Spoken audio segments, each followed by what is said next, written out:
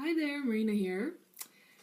I wanted to make a video, and this was inspired by a lovely lady called Heather who posted something along the lines of holding on is all I no wait letting go is all I have to hold on to. And it really made me think about this whole letting go business and about how we love to tell stories. Those of us in communities of people like Fast Tea and even some others, there's this interesting thing that happens when we get really excited about how we've let go of something. And what ends up happening is we start telling a story, we add another story. First, we had the story of what we were really stuck in holding on to. And then the story happens of, and then I let it go. And how amazing my life became when I let this thing go. And I keep thinking about this too, because this is something that Kyle Cease, the spiritual comedian guy, also talks about how we start telling stories about stories that we've supposedly let go. And of course, a lot of us, we relate through stories, so that's natural that we want to share, and it's exciting and wonderful, and it's good to celebrate. But I think there's an expiration date on it as well, because if you start weaving your whole life around how you've let something go, have you really let it go? Or are you still in love with it? Are you still in love with the story that you had something? So what if you were just to drop the whole thing?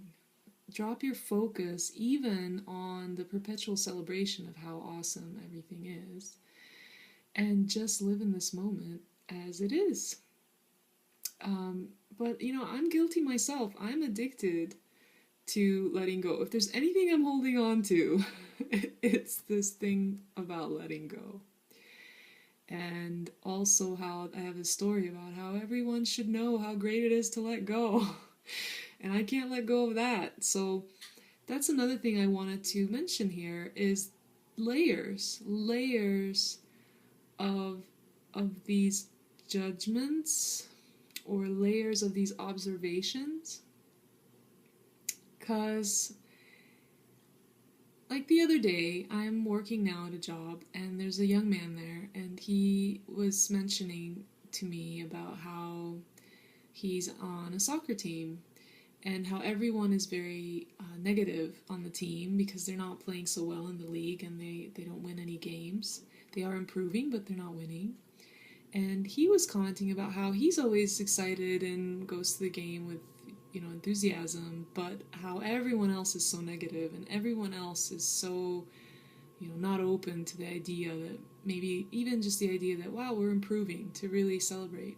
So he makes a really good point, but what it made me think of immediately is who's being negative in this moment. If you're telling a story about someone else being negative, are you being negative, positive? What are you being? So it's funny how we tell stories about our understanding of something that feels like a higher level. And so we get very excited about this new understanding and this new level. And now from this vantage point, we're looking down, or I guess we have a broader perspective, so we're looking at it with a different angle. And all of a sudden, this new vantage point seems like it. It seems like truth. It is your current new truth, and so it's exciting. But then there's a while that you milk that for a while, and that's your truth. And some of us, myself included, I don't question. Maybe this new vantage point is also temporary, and that's just not how the world is. It is now, but it changes. So I guess I am addicted to letting go because it's very exciting to keep getting these new understandings and letting go of layers of beliefs where I'm stuck. And I'm stuck anytime I think I've got it.